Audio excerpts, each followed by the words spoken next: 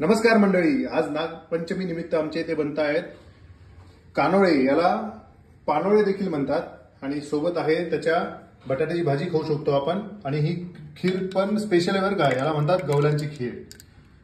हे आहे नागपंचमीचं आमचं स्पेशल डिश। नैवेद्य दाखवून आम्ही आता याचा आस्वाद घेणार आहोत। सो आता ही प्लेट तयार झालेली आपली नागपंचमी स्पेशल, याला म्हणतात पानोळे। हे तुपाबरोबर खूप चांगले लागतात आणि पानोळ्यांचं एक वैशिष्ट्य असं असतं, नागपंचमीच्या दिवशी तवा ठेवत नाही गॅसवर असं म्हटलं जातं, त्यामुळे हे वाफवलेले असतात, वाफेवर बनवलेले हे पानोळे असतात। त्याच्याबरोबर जर तुम्ही तूप टाकलं तर अतिशय सुंदर लागतं। आणि खीर पण देखील स्पेशल असते, ही आहे गवल्याची खीर। 8 दिवसापासून पूर्वीच आपण नागपंचमीच्या आधी गवले आई माझी बनवते आणि वाईफ पण बनवते आणि ते बनवून त्याच्यात ही खीर बनवली जाते। आणि ही आहे बटाट्याची भाजी, अप्रतिम लागते। तुम्ही पण ट्राय करा। नागपंचमीच्या सर्वांना शुभेच्छा, धन्यवाद।